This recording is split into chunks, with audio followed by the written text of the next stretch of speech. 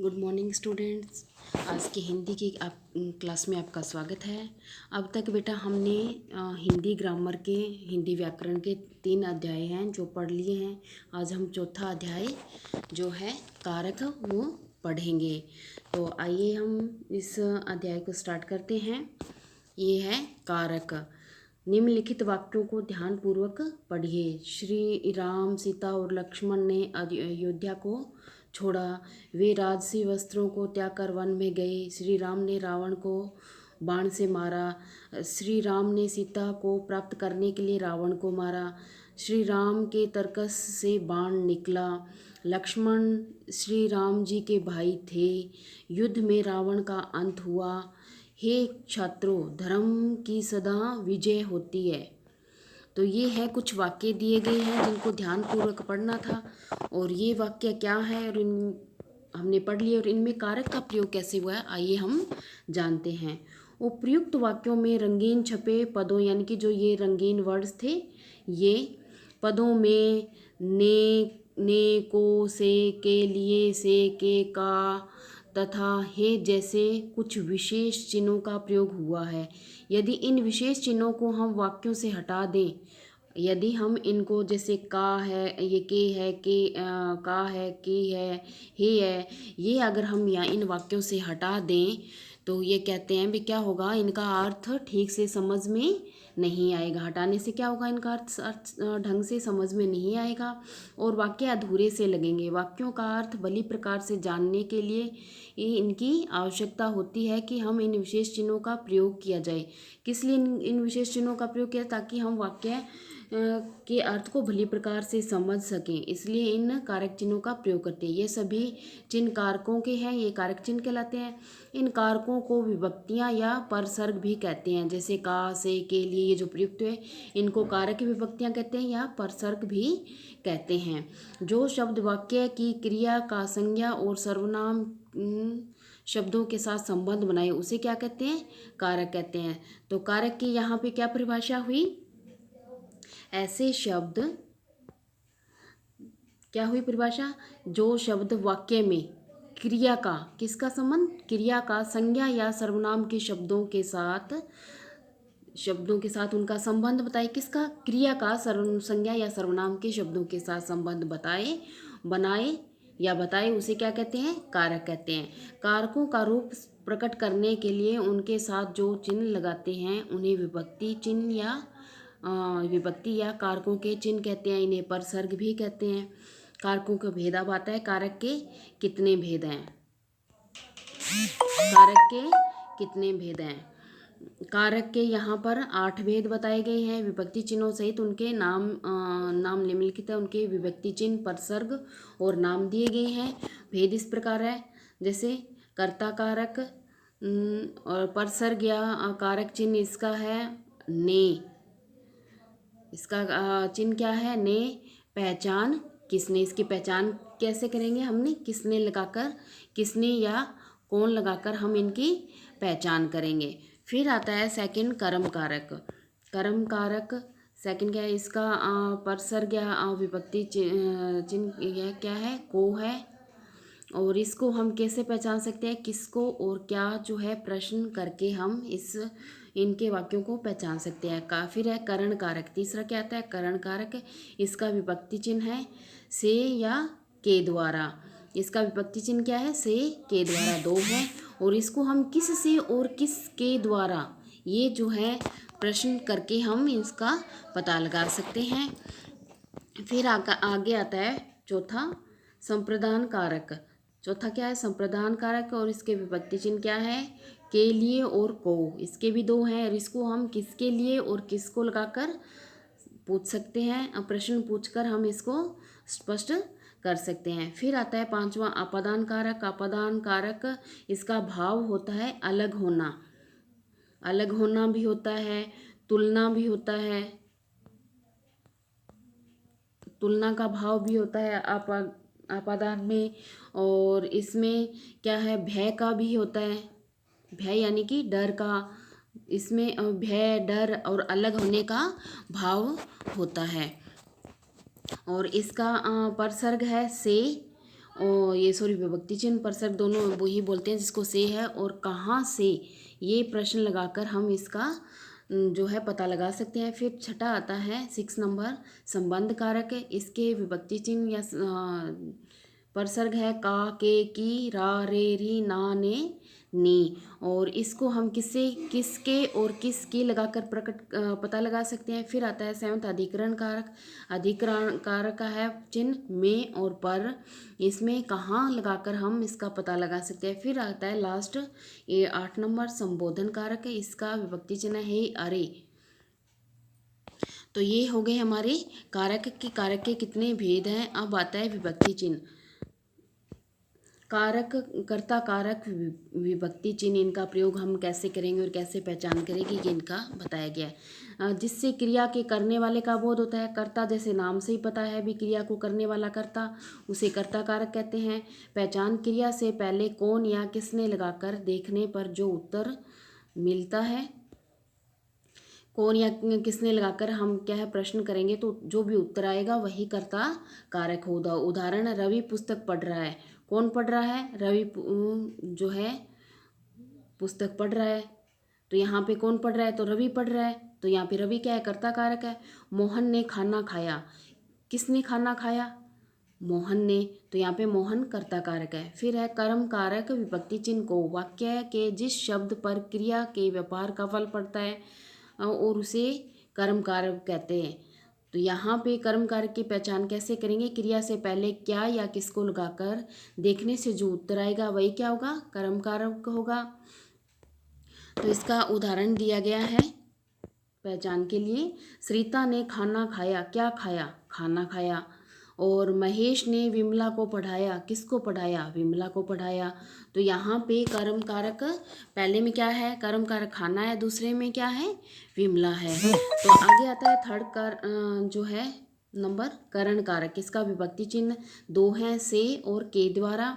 कर्ता जिसकी सहायता से कार्य करता है, यानी कि जिस साधन का कार्य करने के लिए प्रयोग करता है उसे क्या है, करण कारक कहते हैं। अपादान में भी से है, लेकिन वहाँ पर इसका जो प्रयोग है वो अलग होने के लिए, भय के लिए, तुलना के लिए होता है। यहाँ पर ये होता है किसी साधन के लिए जिससे हम किसी कार्य को करते हैं। पहचान क्रिया से पहले हम किससे या किसके द्वारा और किसने लगाकर क्या है उत्तर कर लगाकर देखेंगे तो जो उत्तर आएगा वही कारण कारक होगा। जैसे एग्जांपल, उसने कलम से पत्र लिखा। किस से लिखा, तो कलम से। तो यहाँ पे क्या आ गया, कलम जो है कलम से लिखा, तो यहाँ पे करण कारक आ गया। फिर आता है शिकारी ने बाण से हिरण को मारा। किस से मारा, शिकारी ने किससे ये मारा, तो ये इससे बाण से मारा। तो यहाँ पे भी क्या है, करण कारक है। आगे आता है संप्रदान कारक। संप्रदान कारक विभक्ति चिन्ह को के लिए है और जिसे कुछ दिया जाए या जिसके लिए क्रिया के, जिसे कुछ दिया जाए या जिसके लिए कोई कार्य किया जाए उसे संप्रदान कारक कहते हैं। क्रिया से पहले किसको या किसके लिए लगाकर हमें जो उत्तर प्राप्त होगा वही क्या, संप्रदान कारक होगा। जैसे रघु ने भिखारी को वस्त्र दिए। किसको दिए, भिखारी को। तो भिखारी को संप्रदान कारक है। मैं गुरुजी के लिए फल लाया। किसके लिए लाया, गुरुजी के लिए। तो यहाँ पे संप्रदान का गुरुजी जो है संप्रदान कारक है। तो आगे देखते हैं अपादान कारक। अपादान कारक जैसे करण कारक में से विभक्ति चिन्ह था, इसका भी है, लेकिन इनका अर्थ अलग अलग है। जिससे कोई वस्तु अलग होती है उसे अपादान कारक कहते हैं। और पहचान क्रिया के साथ किस से या कहाँ से लगाकर देखने से जो उत्तर मिलता है वह अपादान कारक होता है। वृक्ष से पत्ते गिरते हैं। किस से गिरते हैं, वृक्ष से। वृक्ष से क्या है, अपादान कारक है। या बच्चा छत से गिरा। कहाँ से गिरा, छत से गिरा। तो मतलब अलग हो रहा है। तो यहाँ पे या राम श्याम से सुंदर है। किससे सुंदर है, श्याम से। तो ये क्या है, यहाँ पे अपादान कारक होगा, तुलना होगी। तो मुझे अंधेरे से डर लगता है। किससे डर लगता है, अंधेरे से। तो यहाँ पे अंधेरा भी क्या है, अपादान कारक है। तो यहाँ पे तुलना, भय और अलग होने का भाव विभक्ति कारक, ये भी अपादान कारक कहलाता है। फिर आता है संबंध कारक। संबंध कारक का विभक्ति चिन्ह ये सॉरी इसको थोड़ा नीचे कर लेते हैं। संबंध कारक का, की, के, रा, री, रे और नानी ने, ये इसके विभक्ति चिन्ह थे। जिससे एक शब्द का दूसरे शब्द से संबंध ज्ञात होता है उसे क्या संबंध कारक है, जैसे नाम से ही पता है, संबंध बताता है ये।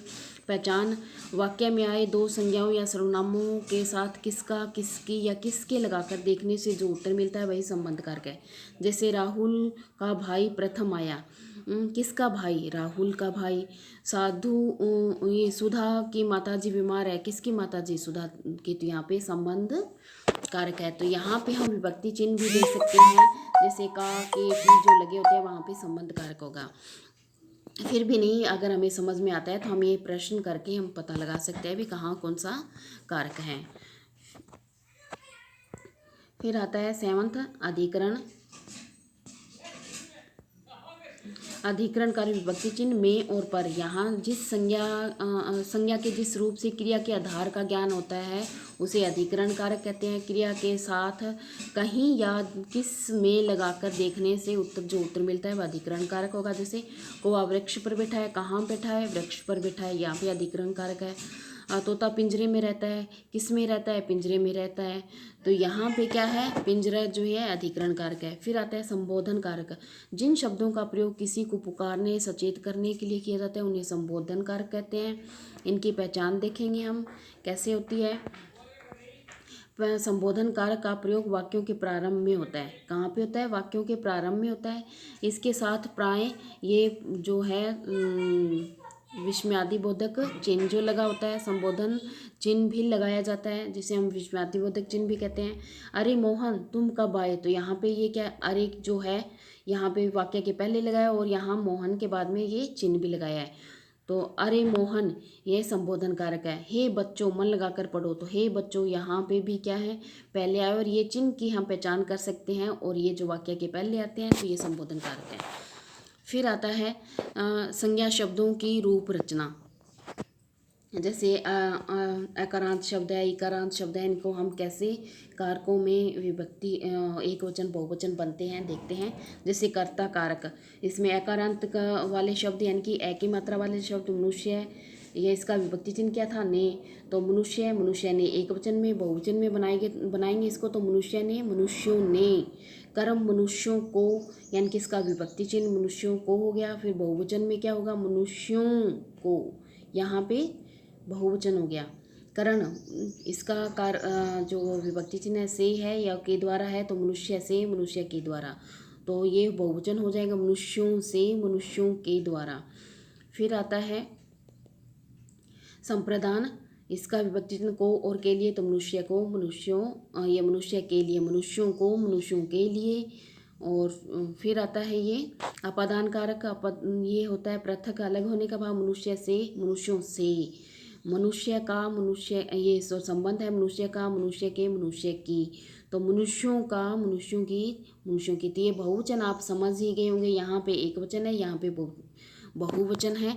तो हम अगर इनको एक वचन मनुष्य है तो बहुवचन मनुष्यों बिंदु लग जाएगा, तो वो उनकी जो कारक चिन्ह है वो इनके साथ लगते जाएंगे। अधिकरण, मनुष्य में, मनुष्य पर, मनुष्यों में, मनुष्य पर। संबोधन, हे मनुष्य, हे मनुष्यों।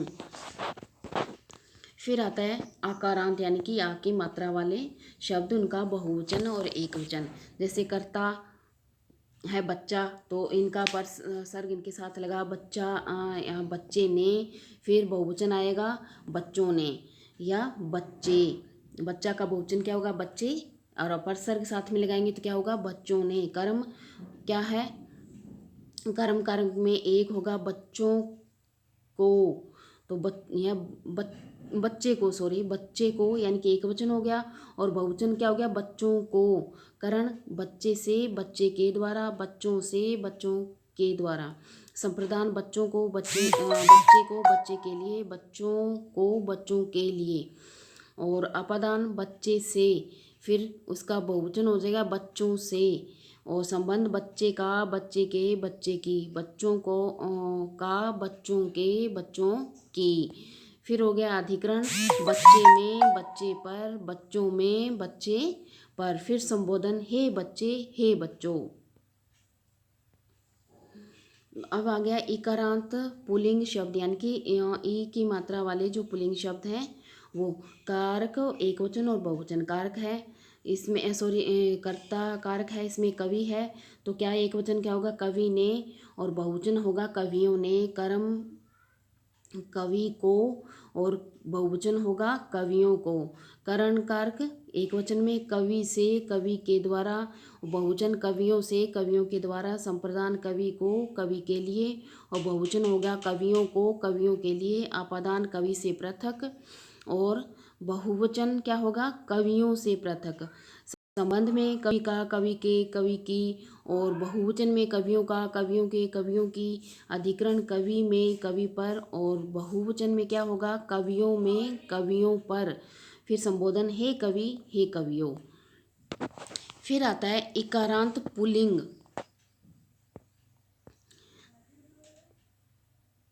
माली, इकारांत पुल्लिंग माली शब्द दिया है जिसका हम कारक में एक वचन और बहुवचन कैसे बनता है देखिए।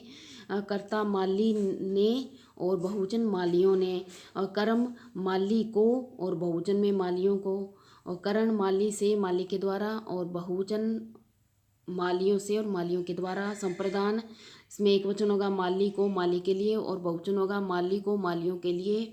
आपादान एक वचन होगा माली से पृथक, बहुवचन होगा मालियों से पृथक। फिर ये आता है संबंध, माली का, माली के, माली की, ये एक वचन हो गया, मालियों का, मालियों के, मालियों की, ये हो गया बहुवचन। अधिकरण माली में, माली पर ये एक वचन है, और इनका बहुवचन बनेगा मालियों पर, मालियों में इनका बहुवचन है। संबोधन हे माली, और बहुवचन बनेगा हे मालियों। फिर आकारांत, ये एकारांत स्त्रीलिंग आता है। पहले हमने पुल्लिंग पढ़े थे, अब हम स्त्रीलिंग पढ़ेंगे। ये हमें स्त्रीलिंग शब्द मिला है बहन, और इसका कर्ता बहन ने, और बहुवचन बनेगा बहनों ने। कर्म एक वचन बहन को, और बहुवचन बहनों को। करण एक वचन बहन से, बहन के द्वारा, और बहुवचन बहनों से, बहनों के द्वारा। संप्रदान एक वचन बहन को, बहन के लिए, बहुवचन बहनों को, बहन के, ये बहनों के लिए आना चाहिए, यहाँ पे बहन के लिए हो गया। आपादान बहन से पृथक एक वचन है, बहनों से पृथक बहुवचन। संबंध बहन का, बहन के, बहन की, ये एक वचन है, और बहनों का, बहनों का, बहनों के, बहनों की, ये हो गया इनका बहुवचन। अधिकरण, अधिकरण में क्या है, बहनों पर, बहनों में, उनका बहन पर, बहन में, और ये उसका बहुवचन हो गया बहनों में, बहनों पर। संबोधन हे बहन, हे बहनों, बहुवचन हो गया। फिर आकारांत स्त्रीलिंग शब्द है आ की मात्रा वाले, लता, तो कर्ता एक वचन हो गया लता ने, बहुवचन हो गया लताएं, लताओं ने। कर्म लता, अगर इसका पर सर लगाएंगे तो क्या हो गया, लता को, और बहुवचन लताएं, लताओं को। और करण लता से, लता के द्वारा एक वचन, लताओं से, लताओं के द्वारा बहुवचन। संप्रदान लता के लिए, लता को एक वचन, लताओं के लिए, लताओं को एक वचन। फिर आता है संबंध, लता का, लता के, की, और ये फिर आ गया बहुवचन, आ गया लताओं का के, की, या लताओं का, लताओं के, लताओं की। फिर अधिकरण आ गया लता में, पर, या लता में, लता पर, लताओं में, लताओं पर। और संबोधन हे लता, हे लताओं। फिर आता है इकारांत स्त्रीलिंग शब्द, यानी कि बड़ी ई की मात्रा का जो शब्द है वो। कर्ता रानी एक वचन, रानी ने, रानियाँ, बहुवचन हो गया, रानियों ने, बहुवचन। कर्म रानी को, रानियों को, बहुवचन। करण रानी से, रानी के द्वारा, बहुवचन रानियों से, रानियों के द्वारा। संप्रदान रानी को के लिए, रानियों को के लिए। और अपदान रानी से पृथक, रानियों से पृथक। फिर आता है संबंध, रानी का, रानी के, की, यानी कि रानी का, रानी के, रानी की। रानियों का, रानियों के, रानियों की, ये हो जाएगा। अधिकरण रानी में, पर, रानियों में, पर। संबोधन हे रानी, हे रानियों। फिर आता है उकारांत, यानी कि उ की मात्रा वाले जो शब्द हैं वो, तो उनमें हम कैसे कर्ता का एक वचन और बहुवचन बनता है। कर्ता का है वधु, वधु ने, तो बहुवचन क्या होगा, वधुएं और वधुओं ने। कर्म वधु, वधु को, वधुओं, ये वधु और वधुओं, इसका बहुवचन क्या होगा, वधुओं, वधुओं का। करण कारक वधु से, वधु के द्वारा, वधुओं से, वधुओं के द्वारा। संप्रदान वधु को के लिए, फिर आ जाएगा वधुओं को, वधुओं के लिए, ये बहुवचन हो गया आपादान वधु से, तो आप बहुवचन आपादान होगा वधुओं से। फिर आता है संबंध वधु का, वधु की, वधु के। ये तो इसका होगा बहुवचन वधुओं का, वधुओं के, वधुओं की। अधिकरण वधु में, वधु पर, तो बहुवचन हो जाएगा वधुओं में, वधुओं पर। संबोधन हे वधु, हे वधुओं। तो आज ये हमारा यहाँ पे चैप्टर 4 जो चैप्टर है वो कंप्लीट हो गया। इसकी आप एक बार अच्छे से रीडिंग लगाओगे। कल हम इसकी बुक एक्सरसाइज कंप्लीट करेंगे। आज के लिए इतना ही।